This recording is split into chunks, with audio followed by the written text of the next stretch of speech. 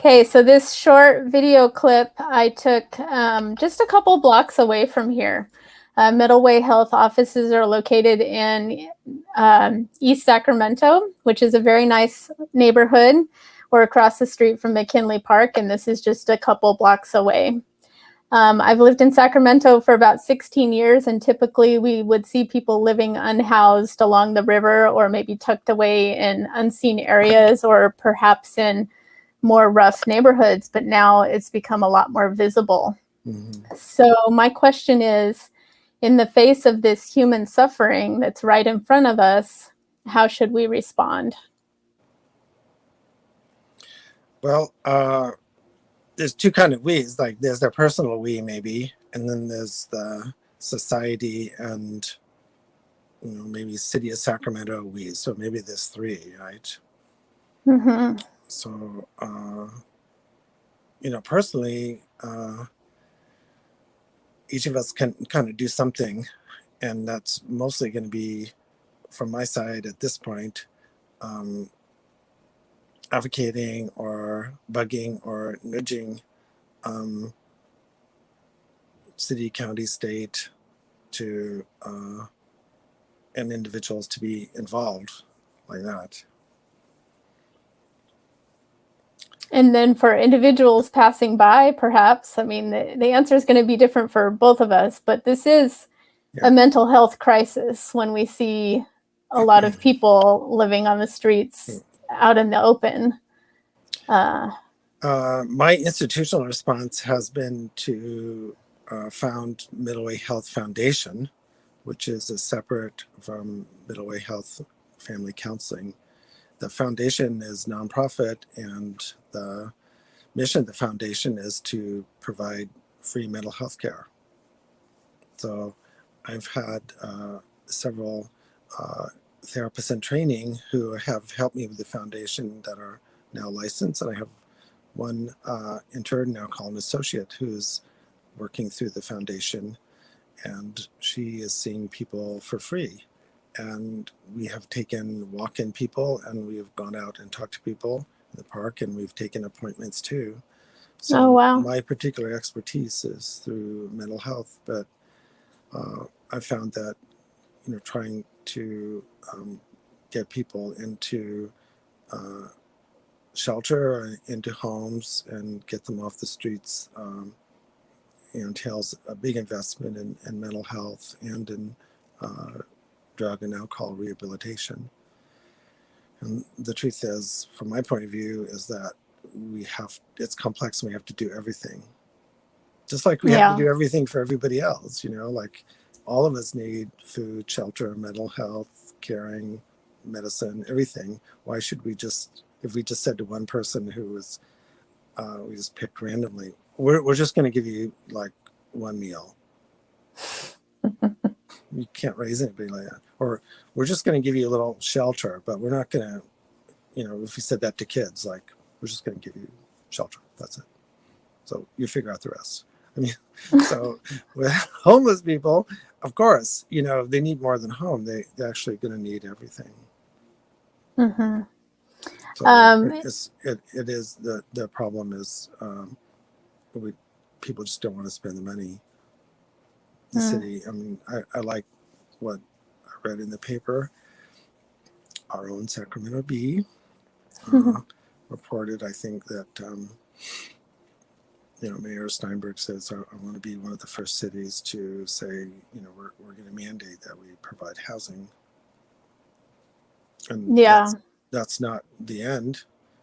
It's a beginning, but I would go for that. Yeah. It feels overwhelming.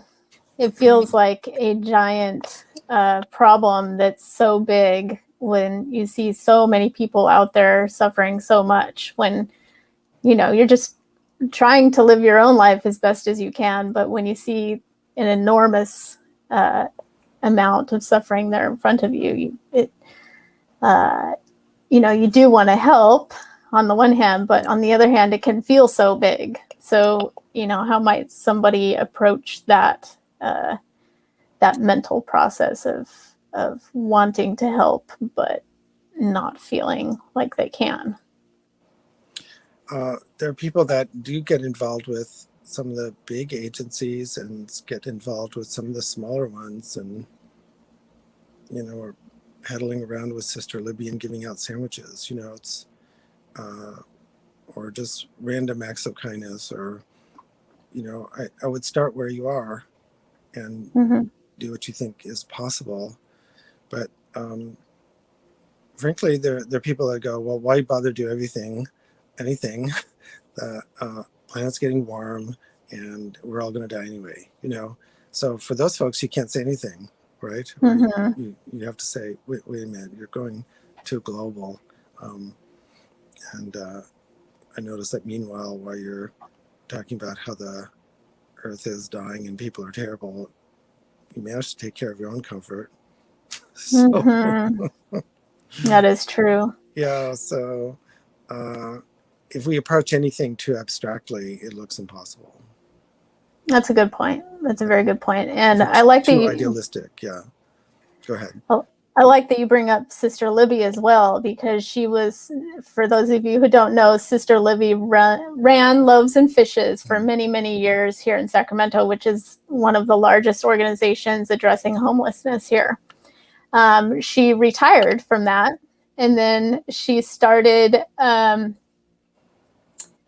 forget the name of it, but she goes around on a 3-wheel bike and she gives out coffee. That's what she does. Every morning she gets up really early, and she's got a bunch of other people that do the same thing on a bike and give out coffee. And you think, this is somebody who's been dealing with the subject of homelessness on a systemic level for so long. And when she retires, she goes down to the basics of a coffee. That says a lot, that just that warm coffee and that smile means a lot, because if you can't get that little human connection and that spark, then the system isn't going to work. It's that human connection and reaching out that begins the dialogue. That's what I learned. Farmer, the physician who has done a lot of work in Haiti, quotes, we're quoting him by saying, the whole problem is we think some people matter more than others. So it's important that we not be too idealistic and too cynical, because those two kind of go together, and just practical. So if you just want to raise human beings, you have to do like everything. The sad part is, people do like just a little bit. The society, I think, does have the money to do it. That's true. We seem always able to raise money for sports stadiums. Yeah, that's a good point. It's about prioritizing. Centers, right, shopping centers. Yeah. Would you categorize this as a mental health crisis? Yeah, I would. And I think certain parts of the crisis obviously are economic, and the results of certain kind of laws and stuff. But I like blaming Ronald Reagan, the Reagan era. Actually, I don't. That was a while ago. Yeah. Well, during his tenure, he was convinced that if we closed down a lot of the institutional facilities, then and brought mentally ill people back into the community, that was a good idea. And I think it was a good idea. So the idea of community health, starting in the 70s, was a really good idea. The problem is each year the funding for that would not show up or be taken away. So the idea of having regional support centers and community centers, is a really good idea. Some people do need to be, in a more institutionalized setting, politically, it became kind of a thing that if people were not in the institution, they should be taking care of themselves. You see, it got kind of turned around a little bit. If people are out independently, they should act independently. So if they're not in a regular residential facility, they should be having a job or being productive. And a lot of folks can't be productive. They're on disability for a reason, and they need that. So that mission to make community mental health and have a much more supportive network of social workers and therapists and physicians hasn't materialized. No.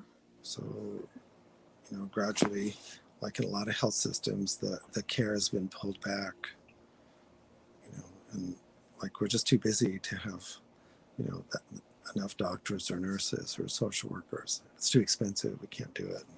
That kind of cynicism. I'm not cynical though, I'm still doing something. I hope people listening, just do what you can, but also connect with people that are inspiring. Yeah, that sounds good. Both. And also probably people have different talents too that they could bring to the table. Yeah, to address the problem. I never ask people to like do a big stretch and like go out and do field work if they don't need to do or can't do field work or are scared of doing field work. Okay, then do phone work, do policy work, write letters, do something else. I volunteered out at Folsom Prison System for 10 years, and not a lot of people do that. I found it useful, and I like to meet people in person, but other people were willing to correspond with inmates or help afterwards, didn't want to even sign their own name or didn't want things coming to their address. He said, fine, get a P.O. box, don't sign your real name, but correspond, you see. So, we can find the right practical balance, but there's really no reason why there should be 10 cities at this point. Yeah. And growing. Yeah, and growing. The whole city. It is growing. Yeah. It is growing. Like disability payments, federally and state-wise, haven't kept pace with inflation. Oh, yeah. Good point. I regularly talk to health workers and state workers, and people, well, I just got my 3% raise, wasn't enough, and blah, blah, blah. Well, people on disability, generally, they get maybe like $30 raise in 2 years, right. So what, like maybe an average disability, let's say $1,000. 20 years ago, that was worth something. Okay. Yep. So, I don't know. It's just so obvious, but from my point of view, I know, like if homeless people are violent or in the way, I mean, I don't tolerate that. I'm not Mr. Love and Light. If someone is blocking my doorway and I've got to get into middle way health, they have to leave, right? So I'm not a bleeding heart kind of idiot compassion person, but I'm trying to make a difference in the way I know best. So thank you for giving me a forum. It's my little soapbox today. Oh, yeah. Well, that's the best we can do, and from the Buddhist perspective I don't know. All right. Well, thank you so much for talking about this. So we're seeing a lot of it. So hopefully can contextualize some of it. Yeah, okay. Totally. Thank you. Ciao. Okay. Bye. Bye.